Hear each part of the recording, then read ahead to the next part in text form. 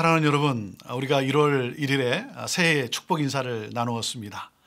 내일 11일이 한국으로 말하면 설날이 되겠습니다. 그래서 이 시간 여러분을 제가 다시 한번 주님의 이름으로 축복하고자 합니다. 새해에도 더욱더 주 안에서 영육간에 강건하시고 하시는 모든 일들에 하나님의 형통의 복이 임하게 되기를 주님의 이름으로 축복합니다. 여러분 복 많이 받고 또 복 많이 나누는 복된 삶을 살아가기를 바랍니다. 영적 사건, 영적 역사가 일어났을 때 여러분 잘 분별할 수 있어야죠. 왜 그렇습니까? 성령의 역사를 가장한 악한 영의 역사도 있기 때문인 것이죠. 그렇기 때문에 그저 우리가 어떤 영적 사건이 일어났을 때 그것을 쉽게 받아들이는 그것도 때로는 참 위험합니다. 또 그런가 하면 함부로 판단해서도 안 되는 것이죠. 분별의 능력이 있어야 하는 것이죠. 영적으로 깨어 있어야 합니다. 분별하는 데 있어서 가장 중요한 것이 뭐겠습니까? 그것은 바로 긍휼한 마음으로 사랑으로 행하였는가 하는 것이죠. 어떤 영적인 사건이 일어났을 때 우리가 분별하는 데 있어서 정말 저 사건 그리고 그 사건을 일으킨 사람이 긍휼한 마음을 가지고 사랑으로 행하였는가, 이것을 볼 수 있어야 합니다. 여러분, 영적 사건을 분별하는 그 중심은 바로 사랑으로 행하였는가 하는 것입니다. 긍휼히 여겨서 했냐 하는 것이죠. 또 그런가 하면 우리가 잘못된 것도 바로 잡을 수 있어야죠. 바로 잡아야 합니다. 여러분, 잘못된 것을 바로 잡으려면 먼저 사랑해야 합니다. 먼저 그 사람을 사랑해야 합니다. 어떤 사역을 하는 데 있어서 또 일을 하는 데 있어서 우리 모두가 사랑으로 할 수 있기를 바랍니다. 그러므로 사랑의 공동체를 함께 이루어 나갈 수 있기를 바랍니다. 자, 오늘 본문 말씀은 마태복음 12장 22절에서 37절 말씀입니다. 먼저 22절에서 24절 말씀을 읽습니다. 그때에 귀신 들려 눈 멀고 말 못하는 사람을 데리고 왔거늘 예수께서 고쳐주심에 그 말 못하는 사람이 말하며 보게 된지라. 무리가 다 놀라 이르되 이는 다윗의 자손이 아니냐 하니 바리새인들은 듣고 이르되 이가 귀신의 왕 바알세불을 힘입지 않고는 귀신을 쫓아내지 못하느니라 하거늘. 예수님이 고쳐주셨습니다. 자, 예수님은 누구십니까? 치유와 회복을 가져오는 메시아시죠. 치유의 목자이십니다. 그래서 치유의 역사가 일어났어요. 역사적 사실이 일어났어요. 사람들이 놀랍니다. 그래서 이 사건을 보면서 군중들은 예수를 메시아로 보고 있어요. 치유하시는 목자. 그런데 여러분, 바리새인들은 어떻게 보고 있습니까? 그래서 지금 군중들이 묻고 있는 거예요. 이분이 다윗의 자손이 아니냐, 메시아가 아니냐. 이스라엘은 메시아를 대망하고 있었어요. 이스라엘을 구원할 메시아, 예수가 오셔서 말 못하고 눈 먼 자를 치유해 주시는, 그래서 군중들은 그러한 메시아가 올 것을 믿고 있었습니다. 그리고 하나님이 약속하신 대로 메시아가 오셨다는 것이죠. 자, 그들의 목자들인 바리새인들에게 지금 이 군중들이 대답을 요구하고 있는 거예요. 이분이 메시아가 아니냐 질문하고 있는 것입니다. 이분은 참 목자이시다. 그런데 여러분, 바리새인들은 누굽니까? 바리새인들은 목자 노릇을 하고 있는 사람들이죠. 마태복음에서 바로 그러한 지금 이 거짓된, 이 잘못된 영적 지도자들, 이 바리새인들을 지금 지적하고 있는 것입니다. 이 거짓 목자들에 대한 심판을 말씀하고 있는 거예요. 바리새인들은 예수를 비방합니다. 예수를 메시아로 인정하지 않아요. 예수의 축구의 능력을 부인하지 못하니까 그의 사역 자체를 악마적으로 규정해버리는 것이죠. 그래서 귀신의 왕 바알세불을 힘입어 귀신을 쫓아냈다, 이렇게 말하고 있습니다. 바알세불의 영으로 역사한 것이다. 바알세불의 부하다. 그러면서 예수를 죽이고자 노골적으로 예수의 사역을 비방하고 있는 것이죠. 자, 왜 바리새인들은 이 영적 지도자라고 하는, 누구보다도 율법을 잘 아는 이들이 왜 예수를 메시아로 인정하지 못합니까? 그것은 새로운 해석을 하는 이 예수의 가르침에 동의하지 못하기 때문에 그래요. 산상수훈, 그의 가르침을 따를 수 없다는 거예요. 그리고 이 예수가 죄인들과 어울린다는 거예요. 그리고 안식일을 범하며 치유를 했다는 것이죠. 자신들이 율법의 완성자라고 그렇게 여기고 있는데 자신들과 어긋난 그러한 모습을 보이는 이 예수를 어떻게 메시아로 받아들일 수 있겠냐라고 하는 것이죠. 왜냐하면 이 예수를 메시아로 받아들이면 자신들이 지금 하고 있는 모든 이러한 행위들, 자신들의 모습이 거짓 목자로 드러나기 때문인 것이죠. 그래서 뭐라 그럽니까? 하나님으로부터 온 자가 아니라는 거예요. 귀신의 세력과 한통속이라는 것이죠. 자, 이러한 바리새인들의 주장에 예수님께서 그들의 주장을 반박하십니다. 25절에서 27절입니다. 예수께서 그들의 생각을 아시고 이르시되 스스로 분쟁하는 나라마다 황폐하여질 것이요 스스로 분쟁하는 동네나 집마다 서지 못하리라. 만일 사탄이 사탄을 쫓아내면 스스로 분쟁하는 것이니 그리하고야 어떻게 그의 나라가 서겠느냐. 또 내가 바알세불을 힘입어 귀신을 쫓아내면 너희의 아들들은 누구를 힘입어 쫓아내느냐. 그러므로 그들이 너희의 재판관이 되리라. 귀신의 왕의 힘으로 귀신을 쫓아낸다. 아니, 귀신끼리 다툰다는 거냐? 귀신의 왕국이 스스로 분쟁을 지금 일으키고 있는 것이냐? 말이 안 되지 않느냐? 귀신들은 더 연합하지 않냐는 거죠. 그들은 더 연합하면 연합했지 서로 다투고 분쟁하지 않는다는 거죠. 자, 그러니까 너희들이 그렇게 말을 하면 그렇다면 너희의 아들들은 누구를 힘입어 사역을 하는 것인가? 예수님이 묻고 있어요. 이 말은 뭐냐면 너희가 인정하는 유대 축기사들의 그 사역, 그들도 바알세불을 힘입어 하는 것이냐. 너희들이 인정하는 그 사역자들이. 말이 안 되지 않느냐. 그래서 그들이 너희의 재판관이 되어 너희 주장의 틀림을 증명할 것이다. 이렇게 말씀하고 있는 것입니다. 자, 28절 29절 보겠습니다. 그러나 내가 하나님의 성령을 힘입어 귀신을 쫓아내는 것이면 하나님의 나라가 이미 너에게 임하였으니라. 사람이 먼저 강한 자를 결박하지 않고서야 어떻게 그 강한 자의 집에 들어가 그 생안을 강탈하겠느냐. 결박한 후에야 그 집을 강탈하리라. 나의 치유 능력은 하나님의 능력과 하나님의 영으로 이루어진 것이다. 이렇게 말씀하고 계십니다. 마귀의 힘으로 하는 것이 아니다는 것이죠. 성령을 힘입어 하는 것이다. 그러니까 어떻게 됐습니까? 죄와 사망의 권세가 떠나가고 하나님 나라가 도래하게 된 것 아니냐는 것이죠. 하나님 나라가 임했다는 바로 증거가 하나님의 권세와 하나님의 영으로 한 것 아니겠느냐. 사탄과 사탄의 부하들이 그러므로 패배한 것이다. 예수님이 강한 자 사탄을 결박하였다는 것이죠.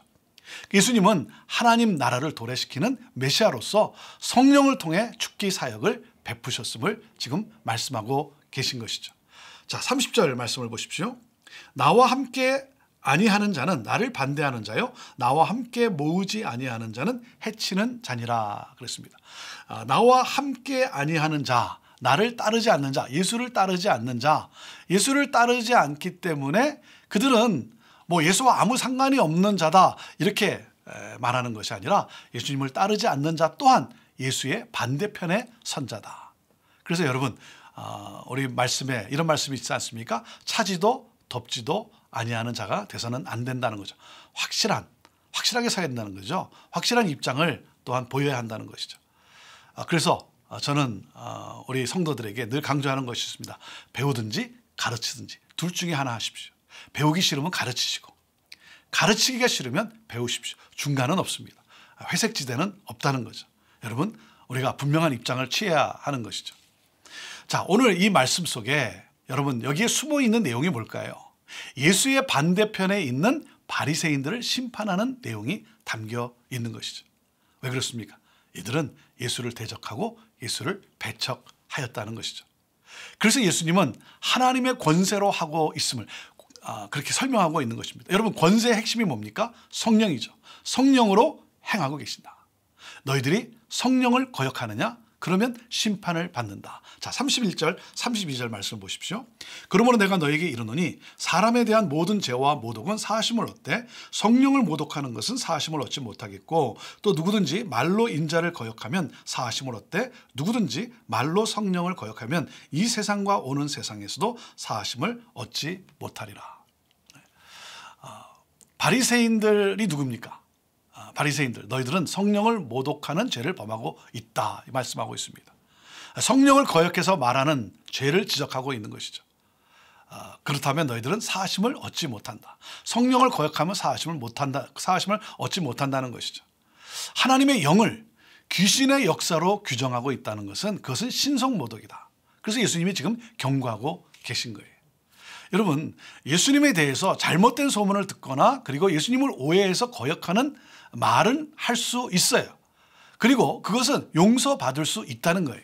하지만 예수님이 성령을 통해 역사하시는 것을 직접 확인하고서도 성령을 부인한다는 것은, 성령을 거역한다는 것은, 그것은 성령을 대적하는 죄라는 거죠. 그래서 뭐예요? 사하심을 얻지 못한다는 거예요. 자, 그런데 여러분, 이 말씀에서 강조하는 것이 무엇일까요? 31절에 보면 성령을 모독하는 것은 사하심을 얻지 못하겠고 이렇게 말씀했는데, 여기에 강조가 있는 것이 아니라 사실 어디에 강조가 있냐면 여기에 강조가 있습니다. 사람에 대한 모든 죄와 모독은 사하심을 얻되, 여기에 강조점이 있습니다. 왜 그렇습니까? 우리 주님은 지금 이 말씀을 하시면서 용서하시기를 원하고 계시는 거예요. 하나님의 아들 예수 그리스도, 하나님의 아들 예수 그리스도를 통해 성령이 역사하고 계신다는 거죠. 그러니 예수를 그리스도로 믿으라는 것입니다. 거절하지 말라는 거예요. 그래서 지금 용서를 제안하고 있는 것이죠. 돌아오기를 원하시는 하나님 아버지의 마음인 것입니다. 자, 그러면서 어떻게 말씀을 하십니까? 33절에서 우리 35절까지의 말씀을 봅니다. 나무도 좋고 열매도 좋다 하든지 나무도 좋지 않고 열매도 좋지 않다 하든지 하라. 그 열매로 나무를 아느니라. 독사의 자식들아, 너희는 악하니 어떻게 선한 말을 할 수 있느냐? 이는 마음에 가득한 것을 입으로 말함이라.